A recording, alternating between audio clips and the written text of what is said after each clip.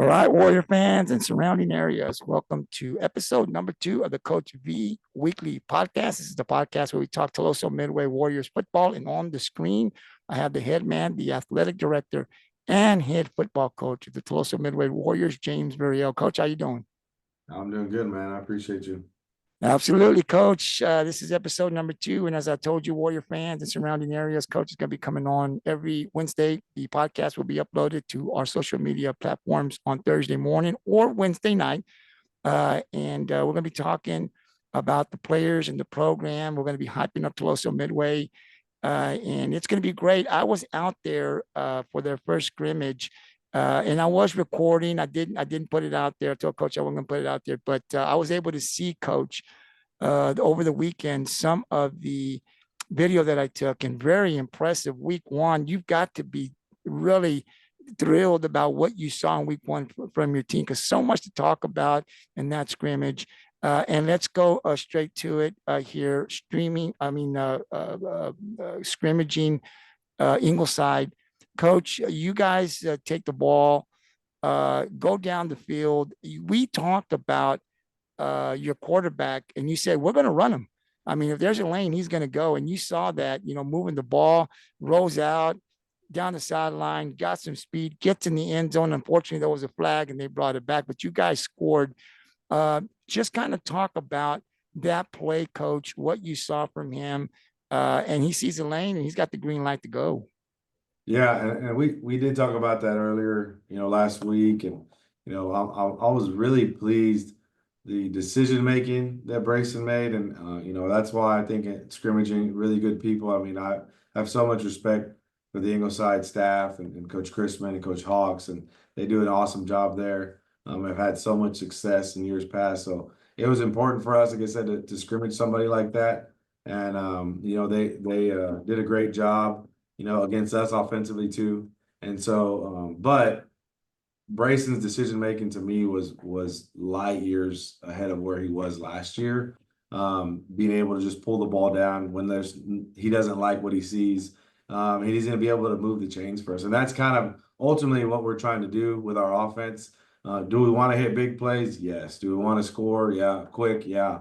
But we also want to move the chains. And I think he understands if we can move the chains, and we continue to, get first downs and, slow the game down a little bit and let our defense kind of not have as many possessions to defend, I think we're going to be pretty successful. So I was super pleased with how well, he distributed the ball, and not only that, but just made decisions. All right, it's not open. I'm going to take off and use my legs a little bit. And he's gotten, if you look at him, he's gotten a lot. He's gotten in the weight room. He's gotten bigger.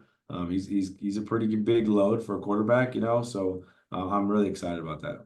And Coach, he looked comfortable to me really out there. Looked like he was having a lot of fun. There was a lot to be happy about if you're a Toloso Midway Warrior fan, if you're on the coaching staff. Saw some really good things. Coach, I got to tell you, the line is big. I mean, I knew you guys had some big guys over there, but I didn't realize they were that big. These guys are huge. And I think your smallest guy, if I can remember correctly, was the center. Yeah, But your guards and your tackles is like, oh my God, there's no small guys on there. So, I mean, to be able, and I think it's a key. The success for the Warriors will really be on that offensive line and what they can do to the defensive line and the defense. Because my goodness, if you haven't seen Tolosa Midway, you got to come out and see a game. I think you got one of the biggest lines in the Coastal Bend. If there's anyone bigger, I'd be surprised, Coach. Some really, really big guys. And so, we're not keeping score, obviously, but TM does score 4 touchdowns overall in the live quarter and on to Ingleside's 1. So that must have been impressive to you. But again, Braycen able to run. And not only that, Coach, but throw the ball. And he threw the ball very well. A couple of receivers that were really, really open. One, I think, in the end zone, one at the 1 yard line, I think, if I remember correctly. Yeah. But overall, the mix of just being able to run and pass was really good there.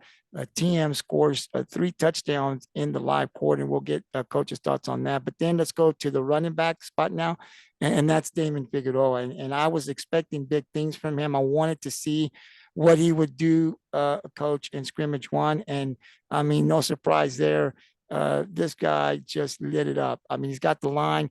And, Coach, what's impressive to me is he follows his blockers.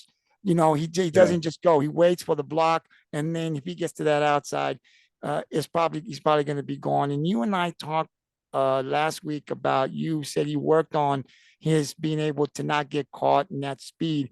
It looked from where I was sitting, coach, that he got that speed. Once he gets to that outside, it's another gear and boom, he's gone. Now they had some angles on him, but he gets to that outside sideline into that end zone quick. Your thoughts, because he had two big, maybe plus runs that I can remember, but overall, a great scrimmage for Damian Figueroa. What was your thoughts on what you saw from your running back? Yeah, like I think he's really learned. Last year's a sophomore, first year ever playing varsity football, and we put a lot on him. Our offense really was centered around him running the ball. Braycen was new to quarterback position, starting first time. So yeah, he had a lot of eyes on him. But I think this year with our line, we've really emphasized slowing it down. Reading the blocks when we're running gap scheme stuff. We ran a lot of counter stuff, and so he was able to kind of find those holes. And then once he does get in that second and third level, he's tough to tackle. He can be a violent runner. He had a couple, he ran over a kid to go to the end zone on one of the runs. Is just a tough runner. He's kind of an old school kind of runner. Like I compare him to, so I mean, he likes the contact. Like last year we had to tell him, like, dude, can you run around some people? We don't need to run over everybody. But that's just his mentality. And then you saw him he played a lot of defense for us, too. He's starting at weak safety for us, and I gotta, as a DC, it's hard. I wanted to. I think he almost had a pick six. He he, Mhm. he had one that almost it went through his hands, and he was gonna jump it. He just has instinct. He's a ball player, and so we'll just have to do a really good job of where we play him as far as defensively. But he's a really good player, and you want your good players on the field. And I think last year, like I think I said last week, we kind of wholesale put him on offense, but I've told Coach Talbert, like we need him on defense, and we want him to learn the defense, to be a part of the defense. So whenever we are playing those people, that we need him for on defense, he's there for us, and he knows our defense. He knows what he's supposed to do in his job. So that's what I was excited about. He was wanting to play more. We're trying to limit his snaps. We'll probably limit his snaps a little bit this week against Sinton because he is a big part of what we do, not only offensively, but defensively. Yeah, no, he's an athlete. So he's going to produce no matter where you put him. I mean, and you did see he almost had that pick six. I thought if he would have got it, he would have got to the end zone, but his instincts are great. And it's going to be just great to see him play both sides of the ball. But coach, again, just what this guy can do. You're right. I look, I don't want to put a target on him because people see this podcast. Oh, hey, they say everyone's coming after him, but I'm going Yeah. to praise the kid when he deserves it. And to me, he's only a junior at the start of this school year. So, what could continue to happen? How much growth can he give? You've got yourself a great athlete. And I'm going to say it, he's a top three running back in this area, if not the best. And we'll see about South Texas because I talked to another coach and he said, man, he's a beast. Yeah. He's just a beast. Anybody that sees him play knows that he's a great running back, and we're just glad to have him here at Toloso Midway. Coach, let's now talk over to the receivers. We talked a lot last year. You said there were some young guys that this year you were expecting more as they develop from last year into this year. And we saw some of that. We saw some great throws from quarterback BB, but also some great catches, open receivers getting open, scoring some touchdowns. What did you see from your receivers? I don't know their names. Number 23 was one of them. I think that was really, really good. 18, I don't know if it was another. But what did you see from those receivers in scrimmage one? So one of the things, like when I named two new receiver coaches, Coach Gonzalez and Coach Wetzel are two new receiver coaches, and I specifically put them as an inside receiver coach and an outside receiver coach, but they kind of do all of it together. But the first thing I told those guys when we came inside and kind of sat down as staff, I said, what jumped out to me the most as a coach is how well we blocked down the field. I think that was something that I said we lacked last year, just for me watching our offense as a defensive coordinator.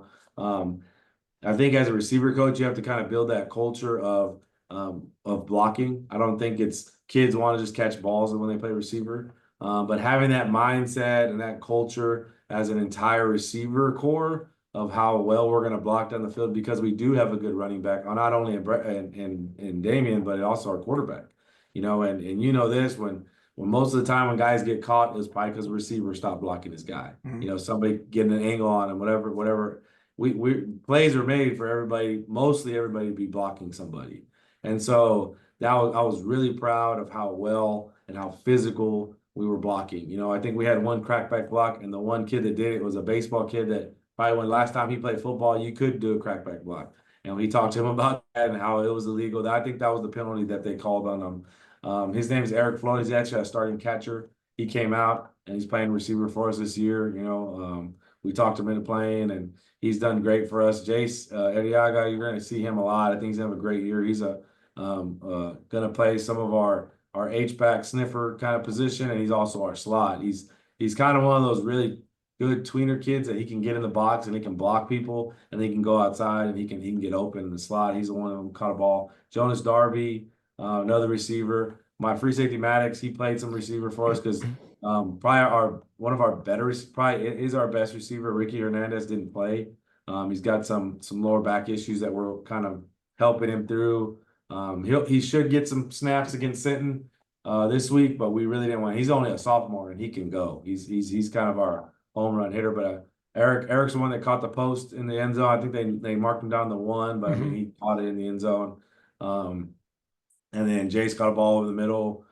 We had a couple of receivers catch it and get some jet sweeps. We have Will McCall, who's a good little fast receiver for us. Could probably play some running back as well. So Jonas Darby, another speedster for us, in the slot. So we're really excited about that receiver core. And they all play DB too, which is what we need. We need speed in the secondary. So, but overall, man, I'm just so proud of how they blocked.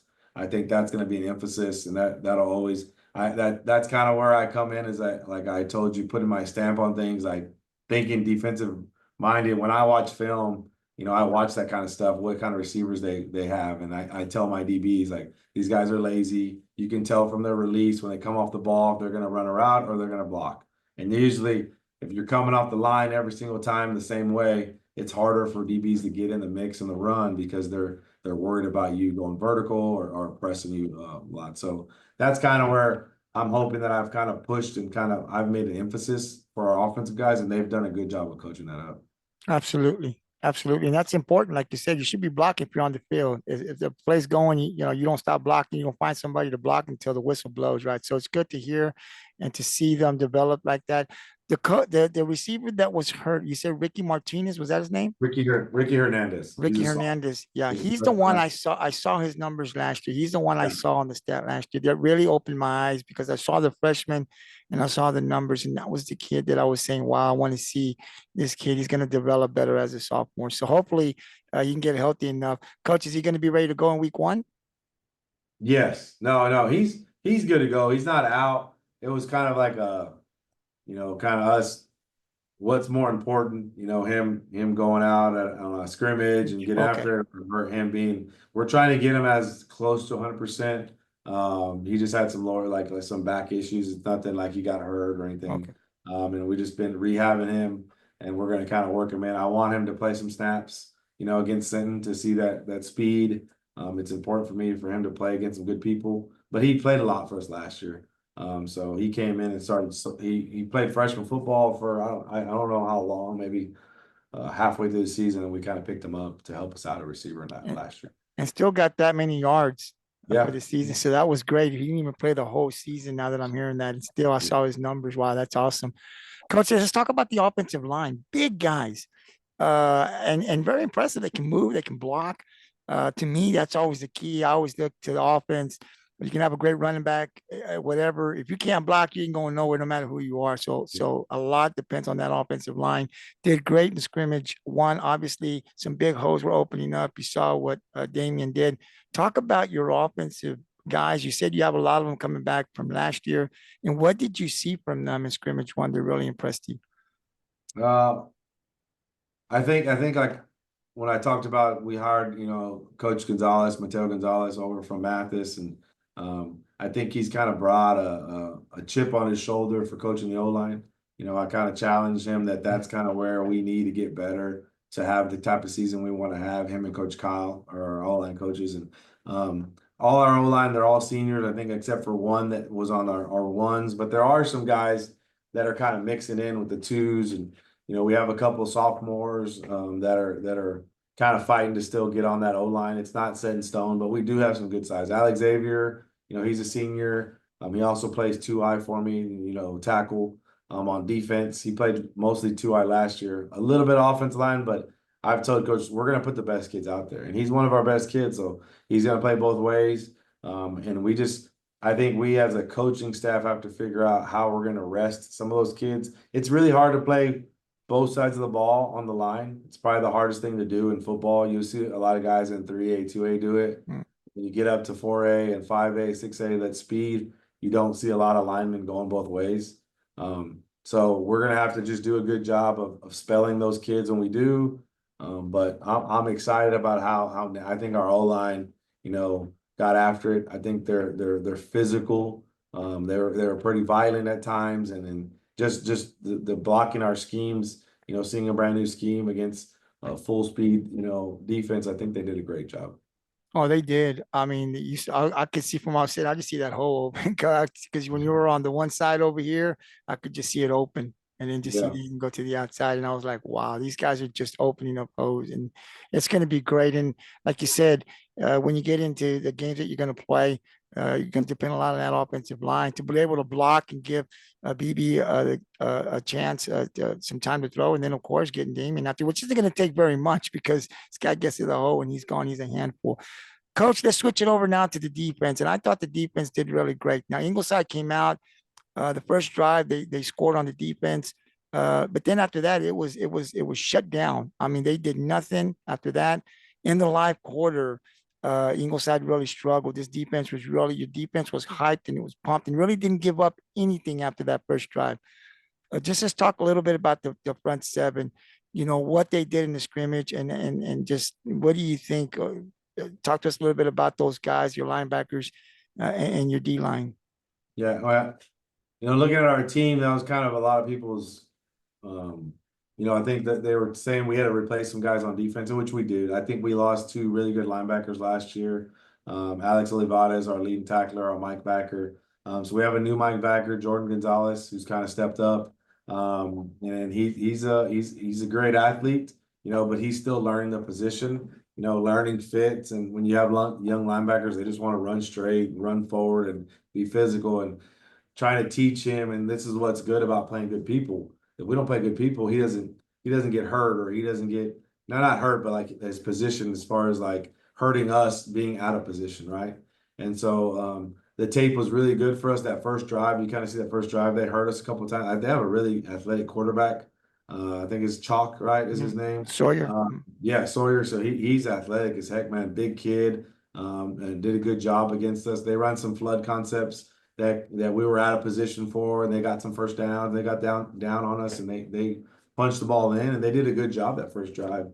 And we made some adjustments. We're pretty vanilla in scrimmages. We don't blitz. I want to play just base defense because I want our kids, when we watch film afterwards, we watch film all together so I can show our kids how our defense fits. And if this guy doesn't do something right, this is what happens, right? If you don't do your job, then this is what happens. And kind of the kids start to see that something bigger than them. A lot of kids just, that's just human nature. It's kids. They're going to worry about their job, right? I want you to do your job, but look, when you don't do your job, this is what's happening to your buddy behind you, right? And it just trickles down, from the front to the third level. So I thought it was really important for us to have somebody have success against us, and then you see how we bounce back in the live quarter. We were flying around. Our when we break it out, I'm wearing one of our swarm shirts. We give these black jerseys out to our starting defense. When they earn them, they'll get a swarm jersey. That's kind of our identity on defense, is swarming the football, flying around and swarming. And a real big thing we did probably last year that I implemented is we track loafs. And so anytime during practice, games especially, we'll track loafs. There's a definition for a loaf for every position, and the position coaches, they take it upon themselves. They grade their kids on loafs. and then we punish them on loafs. So you can have.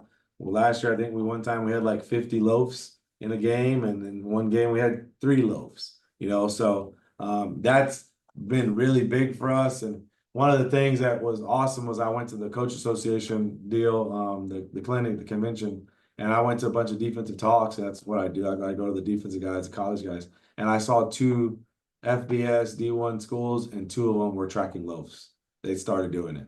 So I knew like, okay, we're doing something right, and it helped us last year with our defense. The kids take ownership of that. We have a chart. Coach Cantu does a great job. He makes a Google chart. We put the play number that they loafed on, and then we post that. So if Johnny Joe had 8 loafs, the kids are on him. Hey man, like we can't do that. That's too many. So they kind of start to self-police each other. I'll announce we're about to do team. I said we're charting loafs, and we film practice, and we'll do loafs for practice too. So I think that's what's helped our defense, last year and obviously this year. And I think after they had that first drive on us and the controlled, we were able to bounce back in that live quarter and get some stops. Yeah, it was impressive because what you saw, and you saw Ingleside come out in that first drive, and Sawyer had some good runs, and then he had some good passes, and then you get to the live quarter, and it was really a struggle for Ingleside to move that ball in that defense, and that defense was just pumped for a scrimmage. They were hyped. You could see it. Their body language was telling you that, and they were swarming all over the ball, wherever the ball was going. This is a scrimmage, right? And so they were just like you said, they were ready to go out there and hit. But the defense just looked real impressive to me to be able to stop that offense. I don't even know, coach, if they got a first down. Maybe they did 1 or 2 with the scrambles, but overall, in that last quarter, that defense looked really good. So that front 7, really important. Defense wins championships. You need a good defense. Looks like TM is off to a great start. Now let's talk about our safeties and our corners. What did you see from them? I think they caught a couple of balls on our corners. We have 2 new corners. Ricky again plays corner for us. Darby's playing, so he plays a slot receiver and corner for us. So we're trying a couple guys out. We have a couple decent athletic kids that I think we can step up. But we're replacing with moving Maddox to free safety. We're replacing 2 corners, right? We're replacing our weak safeties where Damian's playing. He plays on the weak side of our secondary. We're replacing our strong safety, Aiden Morton, who's going to play at TOU. He played strong safety for us last year, so we're trying to find a new strong safety, and then 2 new backers. So we really are kind of overloading and revamping the defense. But like I said, so many guys played so many snaps last year, they're kind of comfortable. And then I think that first drive kind of opened them up, like, okay, this is the speed I need to play at, and that's where playing good people helps you. When they see that speed, you can't imitate that at practice. Like even when you're going good on good, you can't imitate that. So I'm excited for the challenge of going over to Sinton too. They got some good receivers. They got their quarterback's probably one of the better quarterbacks in the whole area, Hanson. So it'll just be another challenge for us. And then we watch film and they caught a slant on us, I think, out of trips, and then the single side they threw a slant, and my corners, he's not doing his correct read steps that we do. Just the techniques that we teach. And so you're able to use that tape and say, look, when you don't do what you're supposed to do, this is what happens. So, and the flood concepts, we're kind of out of position at our strong safety. We tried another strong safety, and it gives me opportunities to plug different kids in to see kind of which secondary is going to work best together. So that's what's really good about these scrimmages too, is we can kind of find who we need, because we don't have the opportunity for spring ball, so we have to do this during our scrimmages. And so we're going to mix and match our secondaries. That's why, you hear people, well, they lost the scrimmage. Well, a lot of times we're just trying to find who's going to play. We're putting on film where we can bring a kid in and say, well, look, this is why you are playing. This is why you're not playing. We got to get better at this. So, yeah, but overall, I think they did a good job in the secondary. We had a couple attempts at picks, and they hurt us a couple of times, on a slant or 2. But overall, I think we covered really well. And then obviously coming up and tackling was big for us. They had a couple scrambles. You're right. I think he scrambled because he's an athlete. Our linebackers kind of bailed out too fast, and that's a good teaching tape for us to teach our linebackers, like, you're that secondary contained on the quarterback when you have a really athletic quarterback like they do. Yeah, absolutely, coach. And I'm going to step away for just a minute. I got to do something. But coach, I wanted to ask you, to talk a little bit about the second unit coming into that scrimmage. It's really important. I saw some good things from them. What did you see from your second unit offensively and on the defensive side? Yeah. So our second team did a really good job. We have a young quarterback, Joaquin Trevino. He's a sophomore. He's learning. He played freshman football last year, but he didn't even play the whole season. And so he came in and did a good job. He has really good athletic ability to run the ball. So he's kind of just we're kind of working him in to be that backup quarterback if something were to happen, to Braycen. He needs to be ready, but he's also going to play other positions. We have him. We're slowly working him into receiver. He's been playing some safety for me too, so we're excited about him. He's kind of our future, and I try to tell him that, like, this is your year to learn, and then you're going to be, hopefully you're the guy next year, kind of, pending any other kid steps up. But right now, he's our backup quarterback. So I'm excited about him and his development. He's gotten so much better in a short amount of time because he's more of a basketball kid. And I think he's starting to fall in love with football, and we just got to get him. He's athletic. You got to get him out there. He can play corner. He can play safety first. So I'm going to be sure to get him on the field. He's not just going to be waiting to play quarterback. We had a couple linemen that did a good job. Ethan Barrientos is a young sophomore that we're excited about. Noah Gonzalez, another sophomore that we're big kids. Both of them are almost 300 pounds, and Ethan's almost like 6'3", so as a sophomore. So he'll be kind of mixing in, and that's what we wanted to watch our second O-line. Like they're gonna have to spell some of our starters that are going both ways. Alex Xavier needs a tackle behind him that can go in, and he might play as many snaps as Alex Xavier, the second tackle, right? Because he's gonna be playing a lot of defense. So that was important for us with those guys to kind of see, who's producing, so that we can kind of have solid backups, if not taking somebody's job, too. Yeah, the competition, it's always good. Competition is always good. And again, Coach, I have to ask this question. What are you feeding the guys over there at Toloso Midway? They're so big. And because when they were warming up and they came out, right, I was like, there's a whole bunch of them. It's not just the offensive line. There's Yeah. big guys over there. And so I'm thinking, what do they feed these guys down here? I mean, I've always known Toloso Midway has some big boys. They always have Mm-hmm. since forever. But this year, there's some really, really big, strong guys down there, which is really good. It's good to know that you have depth. There's some talent in those skill positions. And so I'm really, Coach, I'm going to say it here on the podcast, expecting some really big things from Toloso Midway. So fans, if you haven't come out to see this team, I think you'd want to come out and see them this year. You won't be disappointed. They've got some really good talent. And I think they're going to make a lot of noise. And as I said in podcast one, Coach, the defense for Toloso Midway that I've seen has been good for the last couple of years. It's been the offense that kind of sometimes struggled and couldn't move the ball. And YTM, the games I saw, they lost. This is a different TM team that I'm seeing here, right? And especially in scrimmage one. The offense is really going to be good this year with the defense that's already good. So this is going to be a very, very good district. Look, I don't want to hype it up. Podcasters talk a lot, Coach. I know you guys don't, but we talk all the time. I can't wait for the TM Cal Allen game. I just can't. I'm just going to say it right now, Coach, because that's what we do here. So Right. looking forward to that. Yeah. No, I mean, and it's, you can say that's not a big, it's, we're right next to each other. It's the rival. Well, I won't call I tell our kids that's not a rival until we beat them.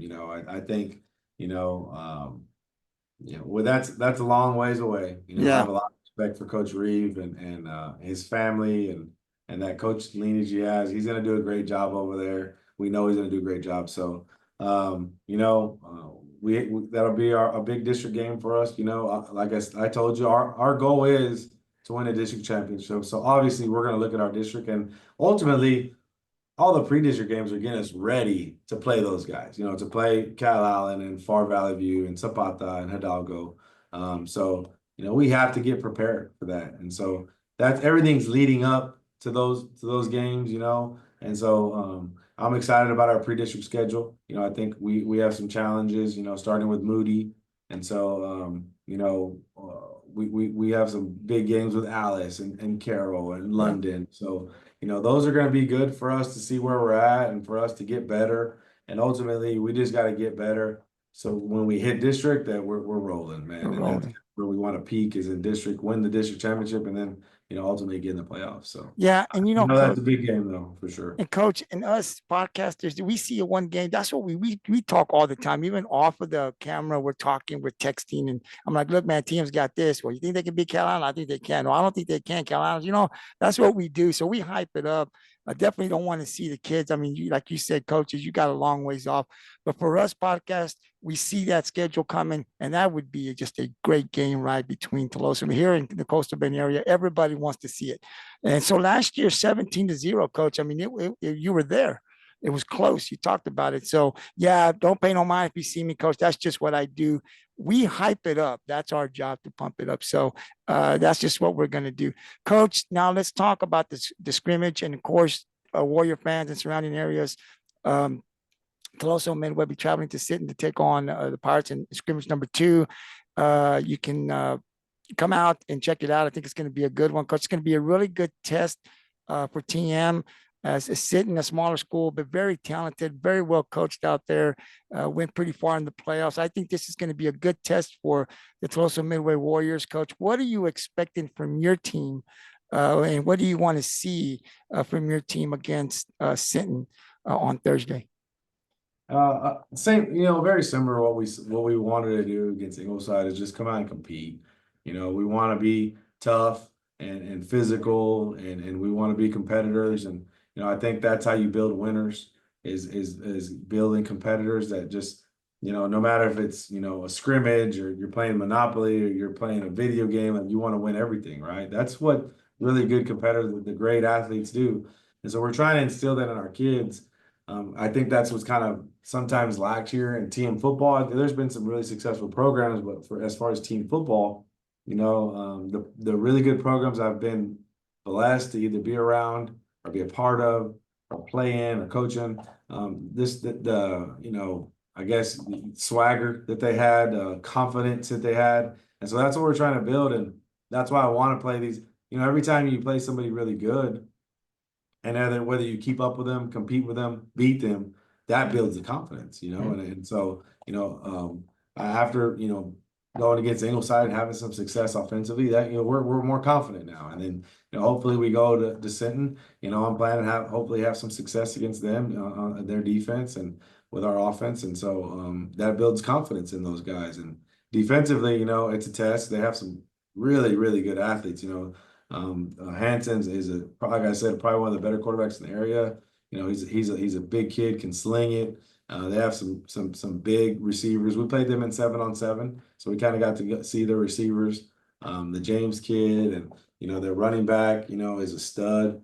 He's probably one of the running backs up there with Damian in the area, Garcia kid, and then they have some new ones. The Micah Green kid can go. So they're dangerous. They can score in one play, and defensively, that's kind of their big worry. When you have the home run hitters, that's those are tough because you don't get to line back up and play another down. That's touchdown. So that'll be a good test for us, just overall as a team, going over to Sinton, going to an away game, right? We're going to treat it like a game.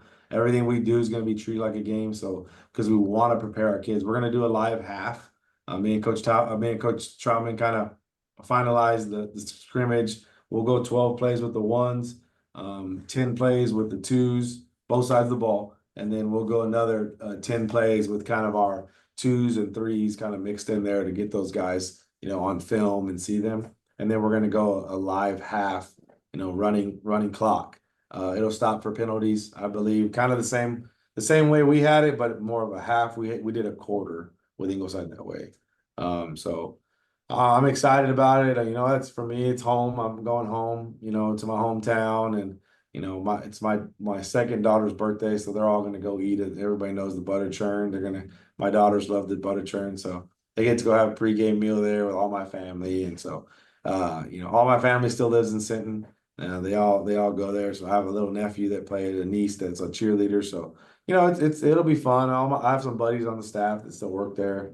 And so I'm excited about going over there and showing what we have, and then hopefully come away. Both of us, I talked to Coach Troutman. We have a lot of guys going both ways, so we just want to stay healthy. We want to give each other a good look. Again, we'll probably be in a lot of base defense. Probably in the second in the live half, we might mix it up because we do call our defense off of a band, and I call it. So I want to get our kids used to doing that, in a game scenario before we play Moody. So I'm just excited to go over there for a challenge, and see what happens. And you're gonna get a challenge. You're gonna play two good teams that I think are gonna prepare us for the season. You got Moody coming up. You got a great running back. We talked about that in podcast one. So I think this is going to be a good matchup. Whichever way it turns out, it's going to help team. It's going to make us better, no matter the outcome, to get us prepared and ready for the season. So definitely, again, in Sinton, coach, what times does the lower Oh, levels? Yeah, so sub varsity, the freshmen and the JV will start at the same time at 5:30. They'll be going opposite ends, same way, same style.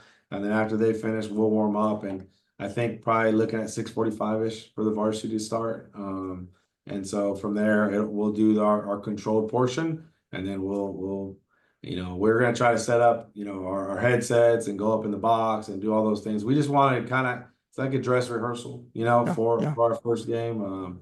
We're hoping to get this we have this new instant replay. I don't know if you heard about it, but you're able to have instant replay now in the press box and at halftime. And so we bought a system. Our booster club, our all sports booster club, was amazing and bought the system for us. We're hoping to get in the mail. I talked to the rep yesterday. It's coming. If we get it in tomorrow, I really wanted to use it so we can practice using it before we play Moody. But I think it's going to be a game changer for us. It's a brand new rule for UIL. It's not out on the sideline yet, but our offensive coordinator can be in the box, and he gets it's like almost like NFL. When they're looking at the iPads. We'll have iPads up there, and at halftime we can watch film, and that's going to be a big deal this year. I don't think enough people are talking about that enough, but it's part of the coaching world. Like at halftime, you usually go and you're talking as a staff, like what's hurting us or what's going wrong, and then you're trying to, well, I think I saw this, or you ask the kids and they don't know, they're just playing in their world. So I think it's going to be for as a defensive coordinator, man, I'm loving it because it's like now I can know how you're hurting me, So it's going to be there's going to be some big like X's and O's changes at halftime. I think if the people that are using it, there's some coaches that aren't using it or haven't bought it, but I just wanted to be on top of it because I think in a couple of years it's going to go to the sideline like a couple other states are already. And I just want our staff to be so used to using it when it does come to the sideline, we're not behind the times kind of deal. Absolutely, coach. And once it starts working and other coaches that are not using it sees how positive it is, I guarantee you they'll go and start using it. We need that because that's an advantage that we need Oh, to it's win the game. a big time advantage, man. Big Yeah. time. No, I think you're right. I think coaches that are not using it will start to use it once they see the effect that it has, the positive effect it has. So again, this podcast here with Coach is you can catch it on all the Gridiron 64 social media platforms that we have. That is on our Gridiron 64 YouTube channel, our Facebook, our Twitter. You can also go if you can't watch it on video. If you got your little earbuds on, if you're driving, you can still catch the audio version on Spotify. We're on Spotify as well. Just search Premier Sports Talk. You'll see the GT Sports logo, and you'll see Coach Villarreal, the Coach V podcast, all the episodes there. It'll give you the title, all the questions that we're asking, and just click on any episode you want, hear it, check it out. All of these are going to Spotify. So again, Coach, before I let you go, I do want to talk about the sub of varsity and what we saw against Ingleside. What did you see from your JV and your freshman? Yeah, no, I thought, it was very competitive on both sides. I think, our freshmen are, it's when we get our freshmen back up from our junior high, they're kind of raw, and we know that, and we're working with our junior high staff, weekly to try to prepare those kids when they come up here. That's kind of my next project is to really go into the junior highs and really try to revamp that. And I think what's going to help us is when we build our new junior high, we're kind of at a disadvantage. We don't have a football field at our junior high. They practice in West Duth Park. It's right next to the junior high. They walk through a gate and we're on an open field. And sometimes the Frisbee guys are coming through the Frisbee golf people and we're in the way, so they're kind of at a disadvantage with that.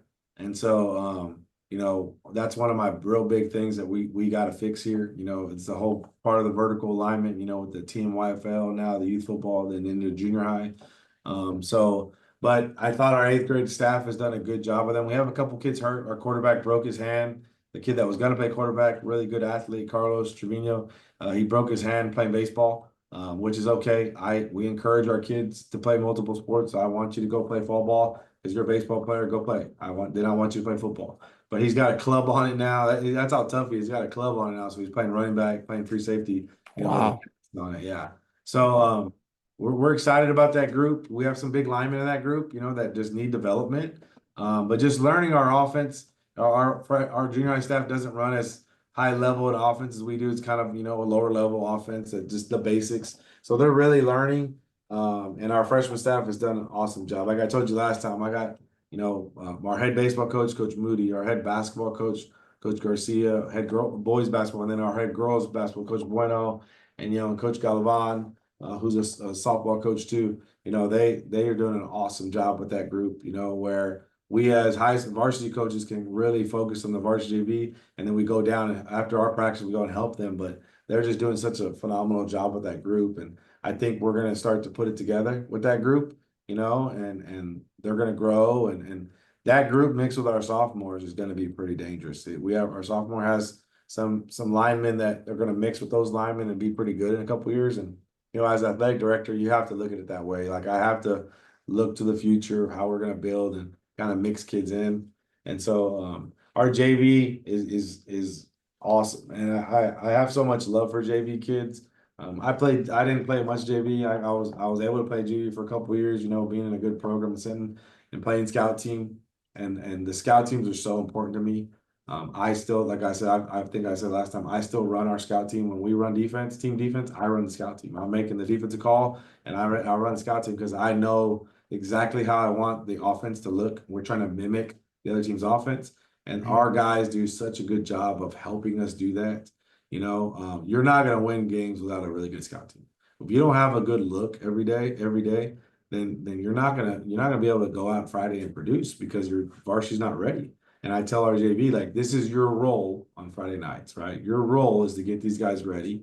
And then the next year you're gonna be on, you go through a program and you develop, you're gonna be on varsity the next year, and then you're gonna be going against a JV kid. And that's just the way it goes. That's how football's been. And I try to love on those guys as much as I can. And we ask a lot of them to go against our varsity rep after rep after rep, and some of them are getting beat up a little bit, and we try to rotate them in and out a lot. But I just have so much respect for those kids that come every day and play scout team, and then they earn their way on the field the next year. That to me is like that is the epitome of what high school football is for. You look at almost the college level, it's kind of like the walk-on mentality, right? Those walk-on kids that are they're pivotal in every program. And those are kind of like our warriors that we need. We need those kids that are going to come and do that. So they did a great job on JV. They get after it. To me, JV football is them having fun. I want them to fly around, run blitzes, and run our offense. But I want them to have fun because they've been running another team's. You have to think about this. They've been running another team's offense all week, and then they go and have to run our offense and defense. They don't get it a lot. So when you have a really good JV, you're going to be successful. So we really try to push our numbers on the JV and tell those kids that they're very important to our program. So I'm just excited about how well they performed the other day. They did a good job on defense and offense. So we're excited about it.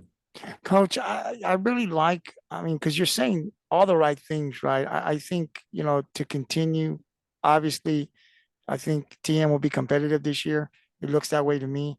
But from a fan's point and paying attention and looking at the stats like I will, I mean, TM's got a great athletic director, head football coach. I mean, all of the things that you're saying are going to help this program build and be good. It's not just for 1 year, because that's not the plan, right? Plans to Yeah. be competitive every year. And all of the stuff that you're talking and what you need and what you don't have now, it's set in your mind. This is what we got to do. And the quicker we do it, the better. And it's going to be very competitive, talking about the middle school. And that's why I like to go and talk. People say, man, we're going to talk about the junior high. People, why are you spending your time on junior? That's the future.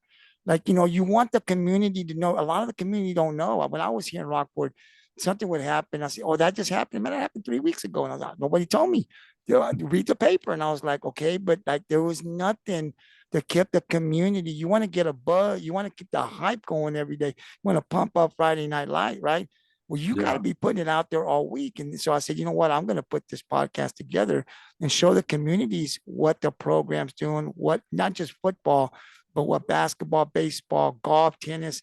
Get the community. Once the community know what's going on, and you talk about it consistently, you're posting stuff on these social media platforms, people get excited. Hey, man, they're talking about this guy.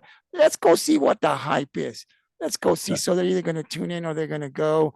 And you want that stadium packed every Friday. You want to see 3, 4, 5,000 people watching your streams. You know, you want them to be able to buy your merchandise. And this is how I know how to do it. So I got to tell you, Coach, I'm impressed with the things that you're saying. I think Toledo Midway got a great head football coach, obviously, but even a better athletic director, because what you're saying here is really going to help this school, this program, and the athletes become better. So I think they made a good choice. This is the second time I've talked to you, but I've really been really impressed with the things that you're saying and the coaches that you have to continue to build Toledo Midway Warriors. So again, Warrior fans, tomorrow, Thursday, Sinton, go down there, check it out. I think it's going to be a great scrimmage. I just may change my plans, Coach, and head on over to Sinton if I can. See if I can get some other people go take care of what I have to, because I think it's going to be a great scrimmage, even though it's just a scrimmage. Now that I know it's going to be a half,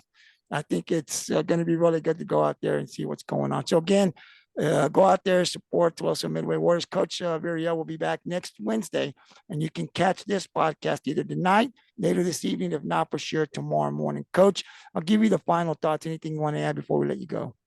No, I just want to tell you thank you for doing this. I think, that's important for our community to see what we're trying to do.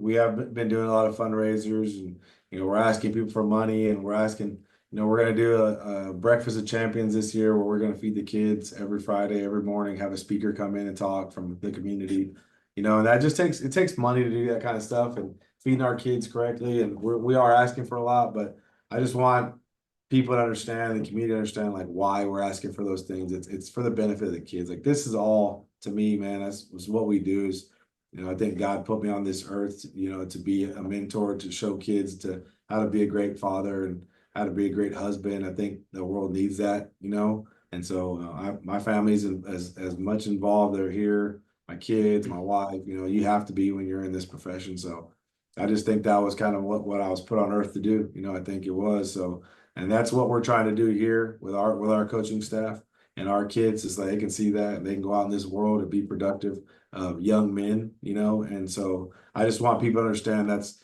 what we're trying to do with this football program and the entire athletic program, not just football. We're pushing that out everywhere. And so I have a great staff. I'm very blessed. And so but just thank you for kind of people can kind of see me and talk to me, I guess, see how we are as coaches, as people, not only just coaches. So I appreciate what you're doing. Absolutely, Coach. And like I said, anytime you have my number, anything we can do for you. I mean, we have some platforms and we're working hard to continue to grow. But anything that you need, don't hesitate, Coach. Send me a text, give me a call. And if we can get out there and help you in any way, help Toledo Midway, we're there for you. So don't hesitate if you need anything from us. All right, man. Appreciate it. All right, Coach. See you next Wednesday. If not, I'll see you on Friday, or actually tomorrow on Thursday. Yeah. Come All on right, out. Coach. Yes, sir. Have a good one, Coach. Bye-bye.